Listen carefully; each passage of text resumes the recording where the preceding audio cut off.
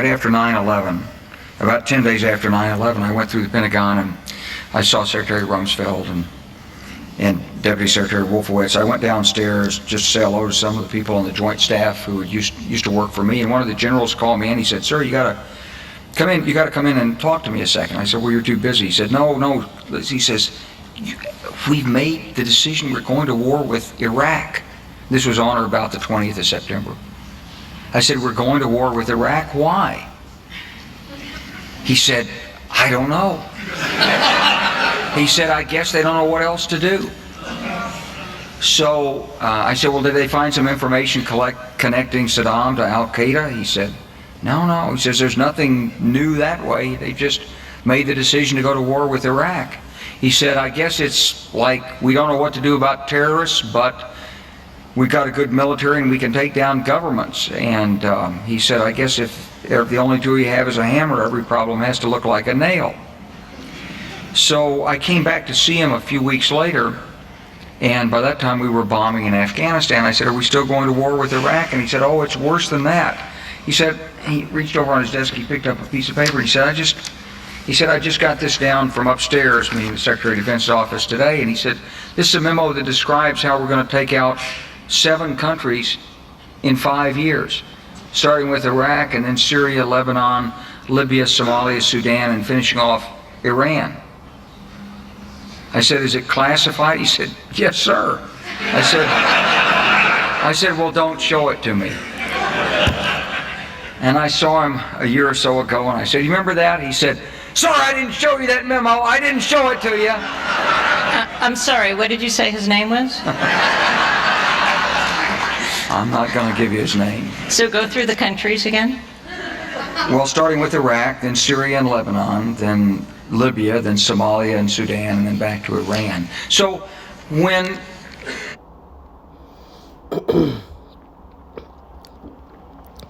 Shalom, giving all praise and glory and honors to Yahweh Ba'ashem, Yahweh Shai Ba'ashem, Kakwadash, double honors to the apostles, the elders of Great Millstone, peace and blessings to the hopeful elect.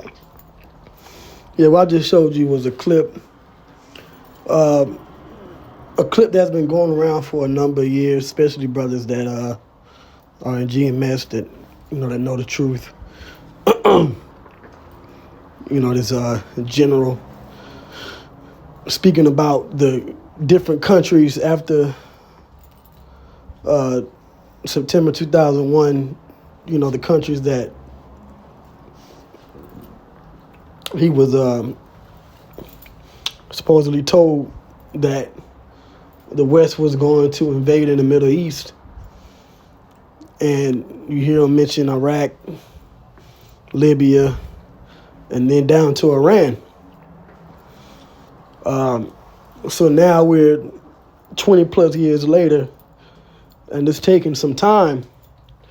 But now these countries, the U.S.,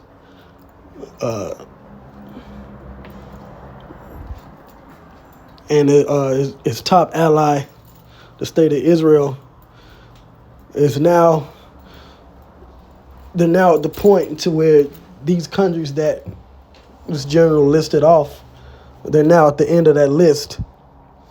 Okay?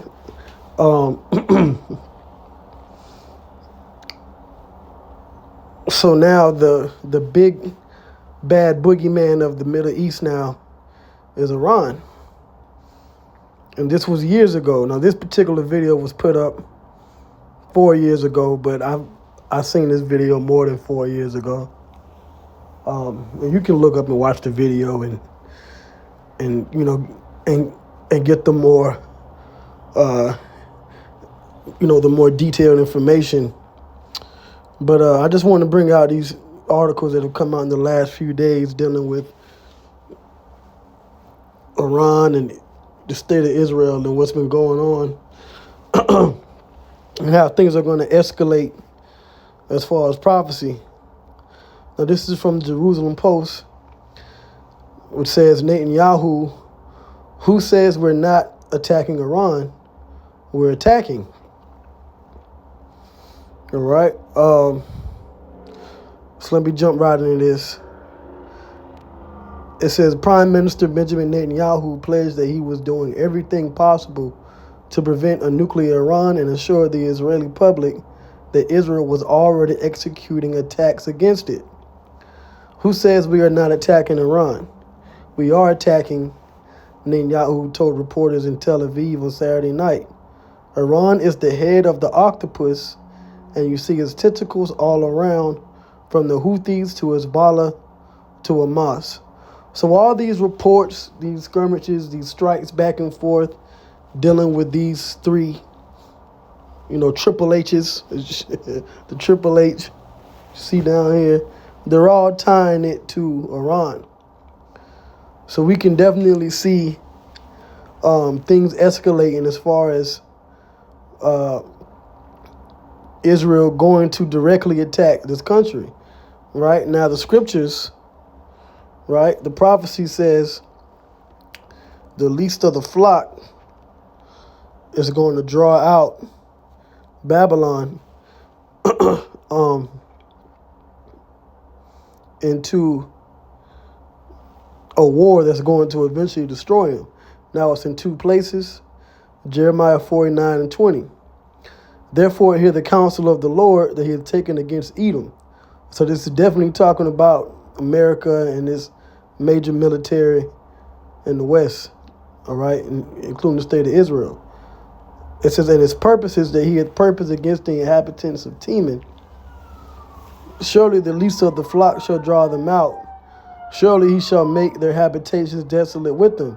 The least of the flock of the Edomites, which Teman are also Edomites, are those that call themselves the people of the state of Israel.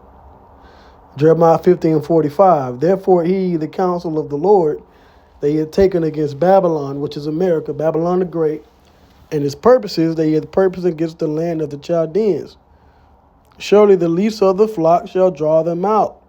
Surely he shall make their habitation desolate with them. So these countries are all going to go to war, and they're all going to be drawn out into a war that is going to be based off Israel somehow attacking Iran. Now, whether America gets involved because of a direct attack, or there's something done, in America to blame Iran, we don't know. But we do know what the prophecy says, And I just want to say that plan that Esau has, which is why I showed that video clip, is, they have an agenda. Their agenda is underway, but it's all Bible prophecy, And that's pretty much what I wanted to get. It's all Bible prophecy. Now, this is from RT News. Same thing. We are attacking Iran, Netanyahu. Israel's prime minister accuses Tehran of supporting militant groups from the Houthis to Hezbollah to Hamas. So pretty much, this going from proxy, got these proxy wars. What they're saying is these groups are backed by Iran. And then, of course, you have the state of Israel and what they're doing being backed by, the U.S. So we're in that time of, this war of Armageddon escalating. Oh, and one more thing, he mentioned about the hammer, that they have a hammer. Well, the scripture says that the hammer of the earth was going to be taken down, and that's, Babylon the Great, right, and Esau. So this is Isaiah 14,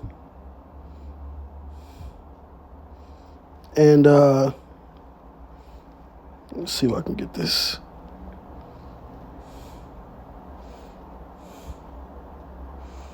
Let me see the hammer, and then I'm gonna close. Yeah, okay. Jeremiah 50, so same chapter. Jeremiah 50 and 22. A sound of battle is in the land and of great destruction. How is the hammer of the whole earth cut asunder and broken? How is Babylon become a desolation among the nations? So the hammer being Babylon, state of Israel, and all these countries, the Lord is eventually going to break them down and destroy them.